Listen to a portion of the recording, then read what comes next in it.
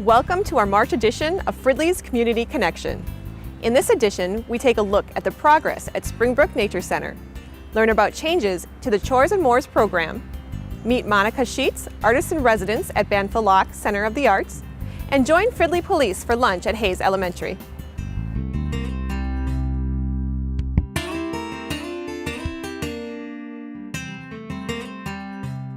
Thank you for joining us. I'm Raquel Strand, and this is Community Connection.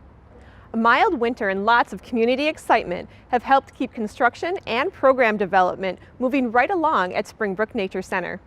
Things are really starting to take shape with the new building. Let's join Director Mike Mayer for a tour and a look at what's next for Springbrook. Hi, I'm Mike Mayer, Springbrook Nature Center Director, and I'm here today to share a little bit of an update on where we're at with our construction project of a new Nature Center building here at Springbrook. So back behind me we have the new construction that's been going on here since October. And if you're not familiar with the project, what we're doing is we're renovating our existing 5,000 square foot Nature Center building and adding on a addition that's going to be about 8,000 square feet. So when everything's all done, the building will be more than twice the size of the interpretive center that people have been used to in the past. So the building that you see behind me is going to have all new classrooms, large restrooms, a lot of new exhibits. It'll be a wonderful place for people to come and learn. We'll have some incredible rental spaces, and we're just very excited to offer this amenity to the community. So I'm standing here in front of the front door of the new Springbrook Nature Center Interpretive Center, and we're going to take a quick look inside. But this building has been designed with many sustainable features. Some of them can already start to be seen. As we go inside, we'll notice right away that we've got a lot of glass to provide beautiful views into nature. One thing we're really excited about is that it's bird-friendly glass. It's got an etched pattern on it that will keep birds from running into the windows. The building is also going to have a green roof, so it'll actually have plant material up on the roof. We've had workers here over the last couple weeks putting the roof on, and then in the spring they'll come and actually put that plant material in. So the building's got a lot of really neat features that we'll use to keep our operational costs down, but also be able to educate visitors about sustainable building design. So let's go on and take a look inside. So we are inside the new Springbrook Nature Center Interpretive Building, and where we're standing right now is going to be sort of an entry vestibule. So visitors can walk in the door and immediately they'll be able to get access to restrooms and vending and some wayfinding kind of maps and orientation space. We've made things very convenient, so people can come right off the trails, use the restrooms, and get back outside, or come on in the building. So as we look down here, after the vestibule, there will be an exhibit space right when visitors walk through the door. They'll be greeted by our staff, and exhibits will carry throughout the building. Also back behind me we have our new classrooms that are going in, and we'll be able to access those both from the vestibule and also from outdoors. So from the classrooms we'll be able to get right out onto the trails, and it'll be great for our summer camps and programs to be able to quickly get in and out of the building without coming in the front door. So we're really excited about that as well. So we're in the Interpretive Center right now in a space that will be used both as classrooms and as kind of a large community room. So this space can be split into 4 classrooms, but the room dividers can be put up or taken down, and it'll be a large seating space where people could rent for gatherings, wedding receptions, business retreats, that type of thing.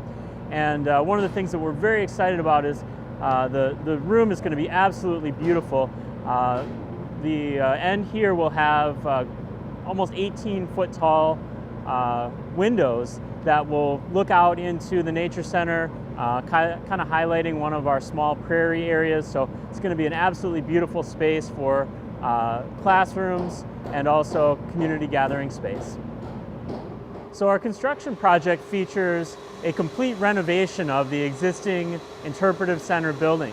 So the space that we're in right now used to be the exhibit room, and actually that will stay the function of this space. And we're going to have all new exhibits that will be put in by Split Rock Studios. This space will also feature a kind of a a lounge space with a fireplace and comfortable seating for people to just sit, relax, and enjoy nature. We'll also have kind of our office space and storage in this part of the building, with a lot of the new construction being the classrooms and exhibit space. The existing building will have a lot of the mechanical systems and storage. One of the most popular features of our interpretive center has been the live animals that we have on exhibit. And we've carried that forward into the new building. The space that you see in front of you will be set up similar to what you saw in the building previously, where in each of these openings there will be an exhibit that will have our snakes and turtles and things right up kind of against the openings.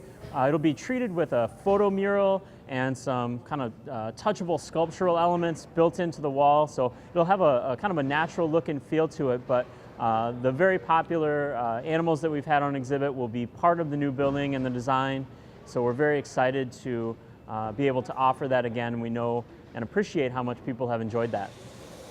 The construction of the new Springbrook Nature Center building is part of a larger project that we call the Spring Project. And in addition to the building, we are also currently raising funds for a nature-based play area, a community amphitheater, and a new picnic pavilion, as well as some trails to connect all of them together. And that process has been many years in the making. Our Springbrook Nature Center Foundation, which is a nonprofit organization, has worked hand in hand with the city of Fridley to get us to this point where we are under construction.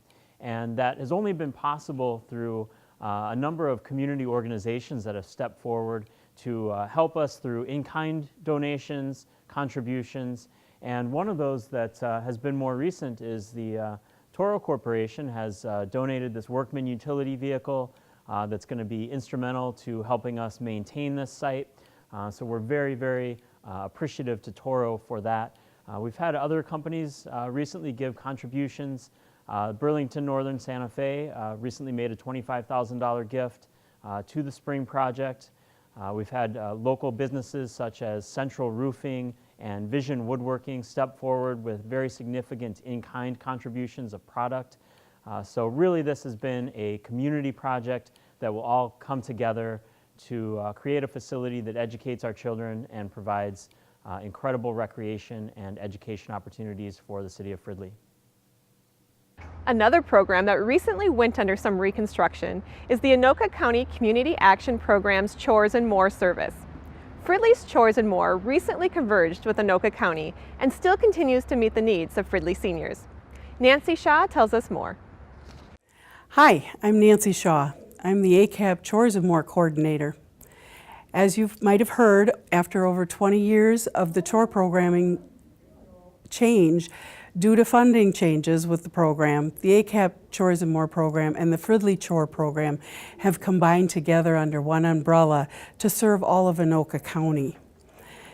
We serve persons age 60 and over with housekeeping services and chore services. With housekeeping services, that includes things like vacuuming, dusting, washing the kitchen and bathroom floors, cleaning the bathroom, just those weekly household duties. We even do laundry and can change your bed linens. With the chore part of the program, we do heavy housekeeping like window washing, maybe washing some walls in the spring and fall, cleaning cupboards. We also help with some packing, and we do minor home repair. Just recently, we had one of our workers fix a drawer for a lady. Her drawer was not rolling correctly, and he went over and fixed it for her. We don't do anything that needs a licensed plumber or electrician, though. We also do mowing and snow removal and computer assistance. We have a new person that is helping out with that can come right to your home. As I stated in the beginning, there have been some changes to the program. We now have a sliding fee scale for services, which is income-based, and this will be determined when you call to apply for services. Another new part of the program is you pay the program directly. You don't pay the worker anymore. I have talked about the services. Now let's talk about who does the work for you. Our workers are independent contractors. They are not licensed or bonded. Our workers have joined our program because they have a heart to serve seniors. We do background checks on them, check references. We interview all of them before we send anybody out to help you. We're also there as a person to work between you and the worker if there's ever a discrepancy. Some of our workers are retired, some are just doing it for extra income, young adults. You need to be over the age of 18 to be an independent contractor with our program. On that note, we are looking for help in all of Anoka County for all of our services, especially people to assist with the lawn mowing. You can use your own equipment or you can use theirs. A lot of the seniors have their own lawnmowers and say that it's okay for you to use theirs. So if you just like to do yard work and work outside, give us a call. For housekeeping and mowing, we pay between $15.50 and $18 an hour, depending on the services. You are responsible for your own taxes. The program will reimburse you monthly for your time. We also utilize volunteer groups, especially in the spring and fall. So if you have a group, a youth group, a church group, a high school teenage group, a work group, a group of workers that just would like to go out and do something nice for somebody in the community, give us a call. We keep a running list of clients that are in need of services, especially in the spring and fall, for raking in the yard. And it's a fun project to do on a nice day, and it only takes you a couple hours when you have a group of 5 or 10 people. So we'd just like to thank you. Give us a call anytime to find out further information if you have any questions for us. Our phone number is 763-783-4767. We are generally there Monday through Friday from 8 to 4:30, so please don't hesitate to call with any questions. Our funding support is provided by the MAAA as part of the Older Ages Act, Anoka County, ACAP, Anoka County Community Action Program, and private and public donations. Thank you for your time, and I look forward to hearing from you. If you are interested in earning some extra money with the Chores More program or know of someone who could use this service, call 763-783-4767 or visit them online at www.accap.org and look under Senior Services. As we start to welcome spring and gather outside more often, you just might run into Monica Sheets. She's the artist in resident at Banfield Lock Center for the Arts. She is out and about in the Fridley community, looking for your help to inspire her next work of art. Here's Monica to tell you more. Hi, I'm Monica Sheets. I'm one of 2 artists in residence at the Banfield Lock Center for the Arts in Fridley for the year 2016. And as an artist, I'm a visual artist, and I studied photography, and I have a background in mixed media sculpture and installation. But most of my work for the past 10 to 13 years has taken place in public space and involves a lot of interaction with the public, often setting up a platform for conversation. That might be a space for that to happen, or it might literally be a soapbox. I have a project that uses a soapbox. And then documenting those conversations in some way, whether it's through audio recordings or catalog or drawings or newspaper, something like that.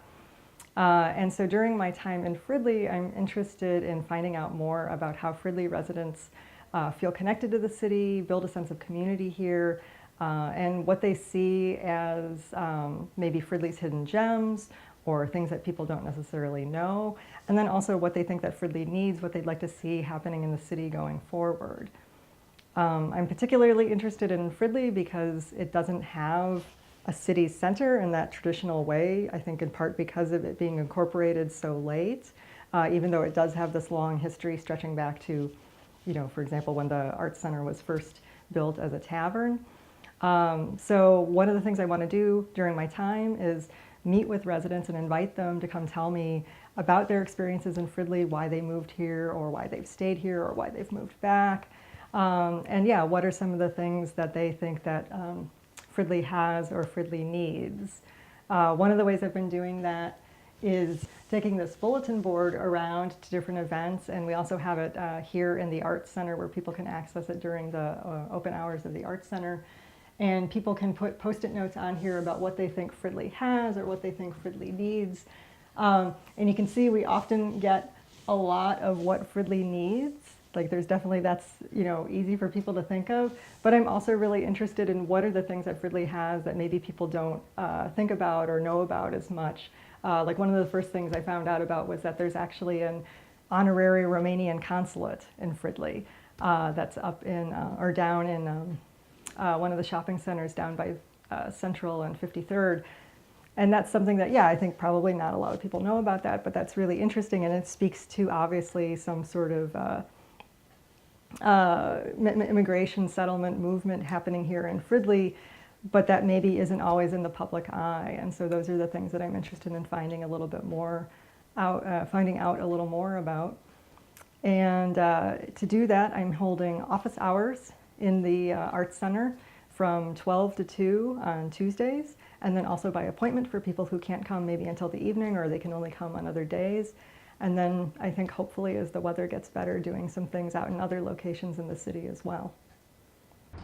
If you would like to share a Fridley story, favorite place, or an idea for the future with Monica, she invites you to stop by Banfield Lock during her open house hours on Tuesdays from noon to 2 p.m. or give her a call to set up a time that works best for you at 612-205-7363, or email her at monica@banfield-lock.org. Fridley police officers are making time for some very special lunch dates. Kids at Hayes and Stevenson elementary schools can hardly contain their excitement for Cops in the Cafe. Hi, I'm Jenny Marquardt. I work at Hayes Elementary. I am a paraprofessional here in the cafeteria as well as in our literacy program. And I had an idea a couple years ago to incorporate Cops in the Cafe. I thought it would be great for Fridley Police to partner with our students here at Hayes, help them by mentoring friendships, showing them how great our community helpers are. And I talked to Liz Chevalier, our youth specialist, and she thought it was a great idea. And this year we were able to get the ball rolling, and we are thrilled it has taken off. The students are greatly enjoying themselves, and we are having a great time. The Fridley Police Department comes twice a month, and different students participate each time. They get to dine with the officers and ask questions. We have a lot of other kids participating. They help get the tables ready. We're hoping to even broaden our experience here and do more things with students. And we're just really enjoying this partnership. I'm Officer Mickelson with the Fridley Police Department. It's been a blast coming here. Enjoy the children, the laughing, the questions that they ask, and getting to answer it, and being a part of the community with these guys and hanging out, trying to make lunch fun, right? One of the ways our students here can participate in this program, teachers can select them if they're showing good behavior. I had a student write me a letter. She was wanting to come and dine with the officers. I've had kids come and ask our other teachers. We also had our Stop and Think supervisor recommend students who wanted to participate, who we knew would benefit from this relationship. So we are very excited about that. This is one of our students, Heather, and she would like to share why she is excited about Cops in the Cafe. I like to have conversations with them and see what situations they've been in. Requias, would you like to tell us why you're excited about Cops in the Cafe? I'm excited because we get to see the cops face to face and ask them questions about their job and what they've done in their job and how they save people and stuff. All right, Dakarian, can you tell us why you are enjoying eating with Cops in the Cafe today? Because I like that the cops stop people from killing us and they arrest the bad people. Okay, Tatiana, can you share why you are enjoying Cops in the Cafe?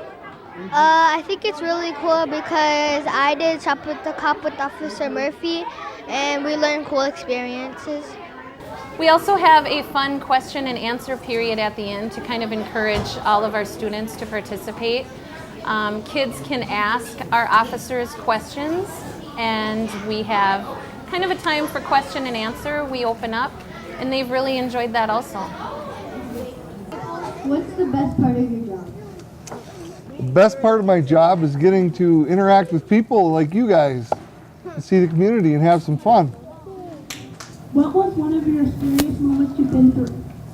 One of the scariest moments that I've been through for me was standing outside of a locked door where there was trouble on the other side. There was a couple of bad people, and we had to break that door down to get to the bad people that were hurting a good person.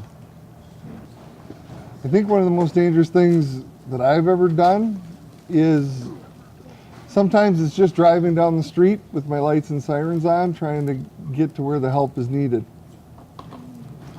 That can be extremely dangerous, not only for my safety, but for everybody else who's out driving and walking. Cops in the Cafe is new this year and is already a very popular event at both Hayes and Stevenson schools. Fridley Police hope to continue growing the program and making those personal, positive connections with the kids in our community. Let's take a look at what the Fridley City Council is working on. Here's City Manager Wally Weisapel with the February Council Update. Hello and welcome to the Council Update. My name is Wally Weisapel, City Manager, and these are the updates from our City Council meetings of February 8 and February 22. As typical, the City Council meets prior to the City Council meetings and has what we call a conference meeting. And at those conference meetings, we don't make any final decisions on policy, but the Council has the opportunity to ask questions on specific topics so that when it comes time to make policy decisions, they can be well informed. And we talked about park dedication fees, and this is the idea that was established many years ago, and many cities have the same thing, whereby when a new development gets platted, a fee is charged, and that fee goes towards the purchase and update of parks in the city. And the City Council discussed those fees, and feeling that perhaps that most of our development that takes place in the city is redevelopment and oftentimes supported through the city's HRA, the Housing Redevelopment Authority, that it'd probably be best not to make some increases at the present time, but wants to look into it further.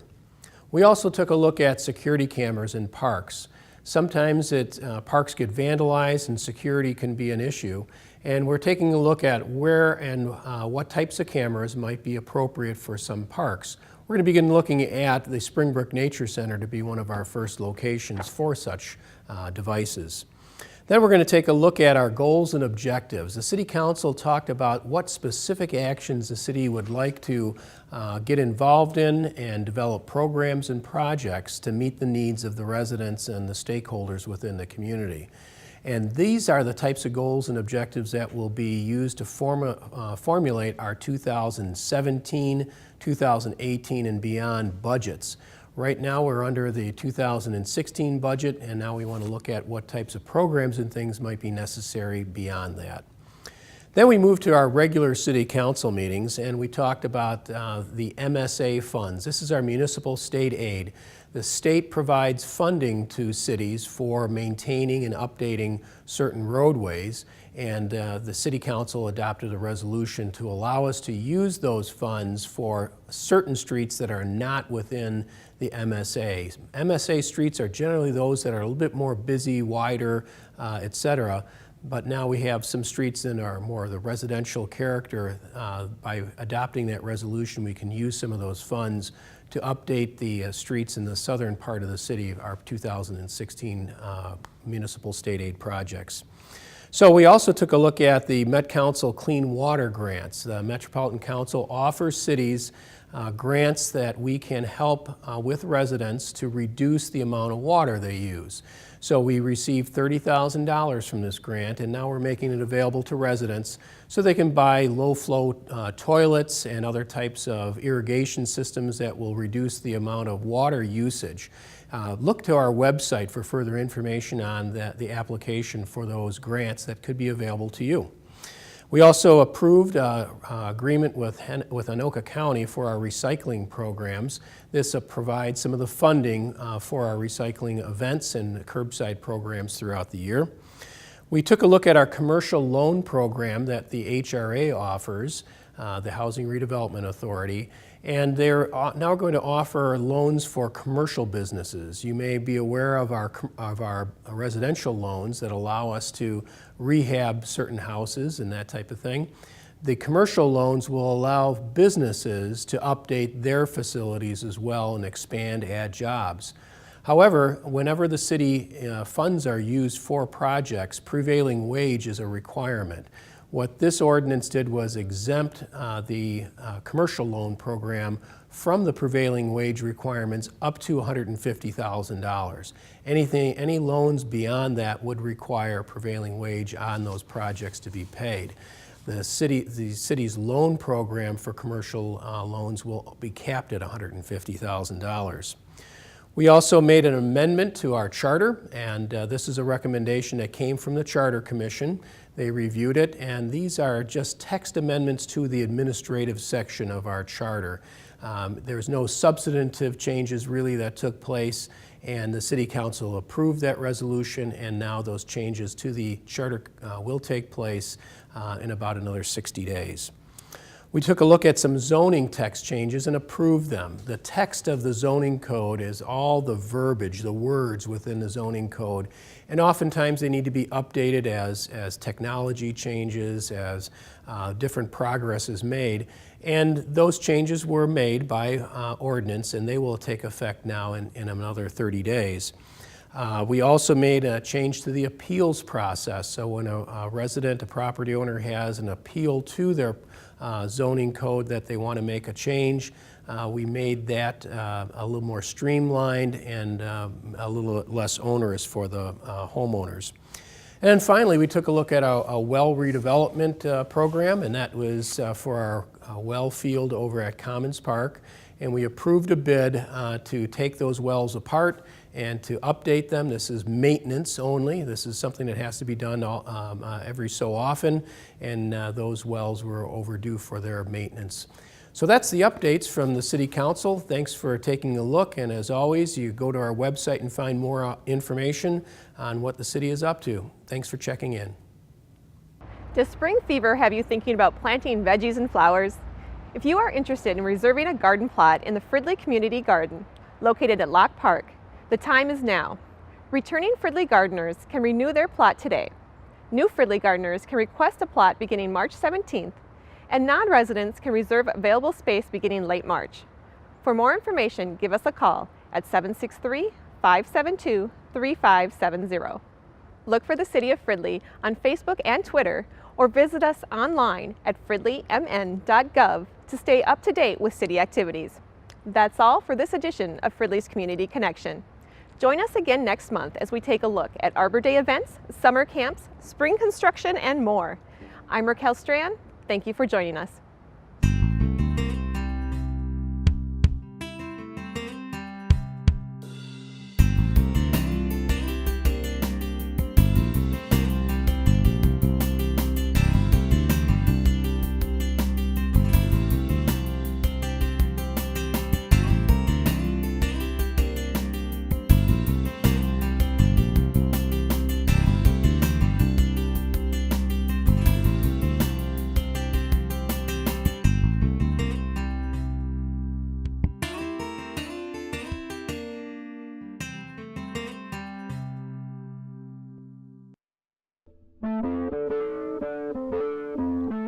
This has been a production of Fridley Municipal Television, Channel 17.